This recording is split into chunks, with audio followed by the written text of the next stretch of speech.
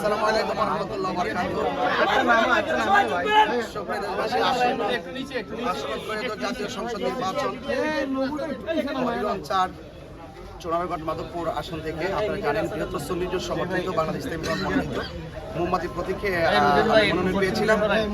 আজ হবিগঞ্জের সকল প্রার্থী যারা রয়েছেন প্রত্যেকেরই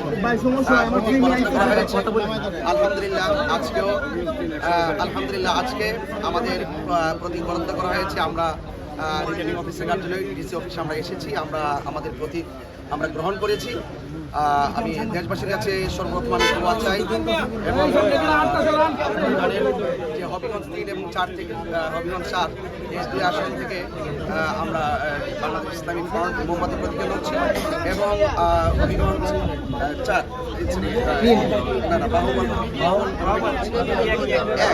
এক থেকে আমাদের সুন্নিজোট প্রার্থী মোহাম্মদ সেলিম ভাই চেয়ার প্রতীকে নির্বাচন করছেন।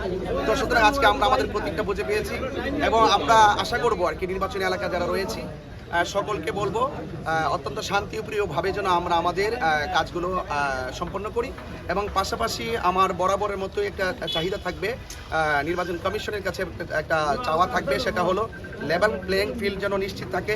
যার যার যে প্রার্থীগুলো আজকে এখানে আত্মপ্রকাশ করেছেন প্রত্যেকে নির্বিঘ্নে যার যার সমর্থন যার যার প্রতীকের প্রচার প্রসার করবে। কেউ যেন কাহারও জন্য কোনো প্রতিহিংসা না করি, কোনো ধরনের কোনো ধরনের ভয় ভীতি সংশয় এগুলো যেন আমরা যেন মাঠে তৈরি না করি। আমি মনে করি যে নির্বাচনে প্রতিযোগিতা থাকবে, প্রতিহিংসা থাকবে না এবং কোনো ধরনের উগ্রতা থাকবে না। আর আমরা বরাবর আবারও বলি যার যার জায়গা থেকে আমরা চেষ্টা করে যাব আমরা যেন কেউ কাউকে যেন ঘৃণার চোখে না দেখি। তো সেই জন্য অবশ্যই আমাদের রিটার্নিং অফিসার আজকে একটি গুরুত্বপূর্ণ কথা বলেছেন। আমাদের যে প্রচারণার ক্ষেত্রে কিছু দিক নির্দেশনা দিয়েছেন এবং আচরণ বিধির উপরে খুবই গুরুত্ব দিয়েছেন। আমরা যেন সেই আচরণ বিধিগুলো লক্ষ্য করি এবং আমরা যেন সেই আচরণ বিধি লক্ষ্য করি যেন আমরা প্রচারণা করি। অবশ্যই যেন কোনো প্রার্থীর মাধ্যমে যেন কোনো আচরণ বিধি লঙ্ঘন না হয় এবং আমিও যদি কোনো ধরনের আচরণ বিধি লঙ্ঘন করি আমার প্রতিপক্ষ যারা আছেন প্রতিদ্বন্দ্বী যারা আছেন আমি তাদেরকে অনুমতি দিলাম, আপনারা যদি আমি কোনো লঙ্ঘন করি এবং আমার কোনো সমর্থনকারী যদি লঙ্ঘন করে আপনাকে আমি অনুমতি দিলাম যে আপনারা রিটার্নিং অফিসার বরাবর নির্বাচন কমিশন বরাবর এবং প্রশাসন বরাবর আপনারা অভিযোগ করতে পারবেন। সেটা যেন অন্ততপক্ষে আমরা যেন সে অভিযোগ করার সুযোগ ক্ষমতা রাখি, আপনারা সেই ক্ষমতা গ্রহণ করবেন। কারণ একটি নির্বাচন কেন্দ্রিক যে উচ্চ আকাঙ্ক্ষা এই জাতির মধ্যে সৃষ্টি হয়েছে, কোনো ধরনের ভয় ভীতি জুলুম নির্যাতন সংশয় কিন্তু দিনে কিংবা রাতে ভোট ছাপিয়ে ফেলে যে ওই যে বিজয়ী হওয়ার যে পরিকল্পনা স্বপ্ন এগুলো যেন আমরা কেউ না দেখি। আমরা জনগণের উপর আমরা ছেড়ে দিব, পছন্দের মতো প্রার্থীকে ভোট দিবে এবং কেউ কাউকে জোর জবরদস্তি করবে না, কেন্দ্র দখল করবে না এবং কাউকে কোনো ধরনের টাকা পয়সা বিভিন্ন ধরনের হ্যারেন্স করে মামলা হামলার ভয় দেখিয়ে যেন কেউ যেন কোনো সমর্থনকারী ভোটারদেরকে যেন কেন্দ্রে নির্বিঘ্নে আসার ক্ষেত্রে যেন নিরুৎসাহিত না করে সেই বিষয়টা আমি সকল প্রার্থীদেরকেই আমি অনুরোধ করবো এবং আমি নিজেও সতর্ক থাকবো।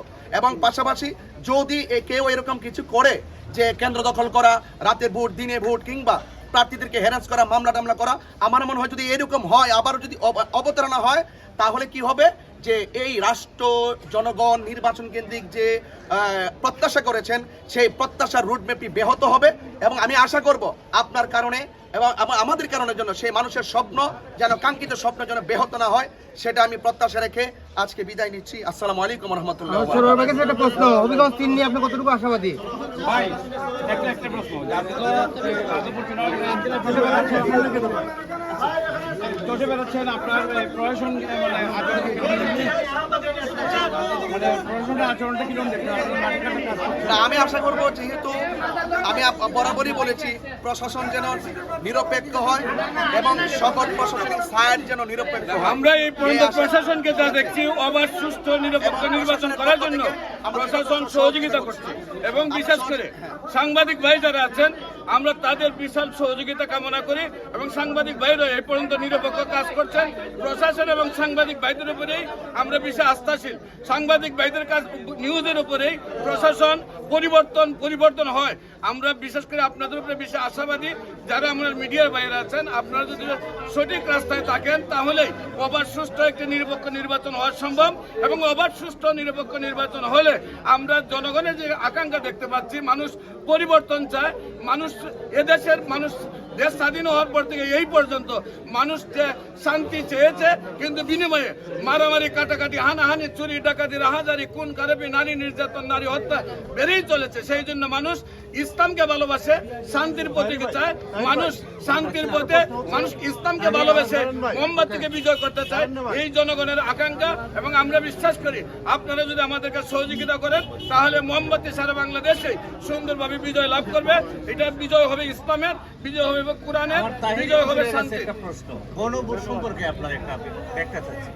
সেটা আমাদের গণভোট সম্পর্কে যে আলোচনা চলছে, সেটার প্রচার প্রসারণা, মানুষকে উদ্বুদ্ধ করা, সেই জায়গা থেকে রাষ্ট্রপক্ষ মানুষকে উদ্বুদ্ধ করছেন, এবং জনগণ রাষ্ট্রের উদ্বুদ্ধ করা জায়গা থেকে জনগণ সেই রায় দিবে। সেই ব্যালট, সেই নির্বাচনের দিন সেই রায় যা যেভাবে দেওয়ার জায়গা থেকে আমরা আমাদের জায়গা থেকে এটুকু আশা করব, আমরা যেন রাষ্ট্রের পক্ষ থেকে যেই সমস্ত নীতিমালাগুলো রাষ্ট্রে প্রণয়ন করা হবে, প্রত্যেক জনগোষ্ঠীকে সেগুলো বোঝানো এবং সেগুলো প্রত্যেককে তুলে ধরা, এবং প্রত্যেকে স্বাধীনভাবে তার সমর্থন, তার সিদ্ধান্ত জানিয়ে দিবে ইনশাআল্লাহ ব্যালটের মাধ্যমে।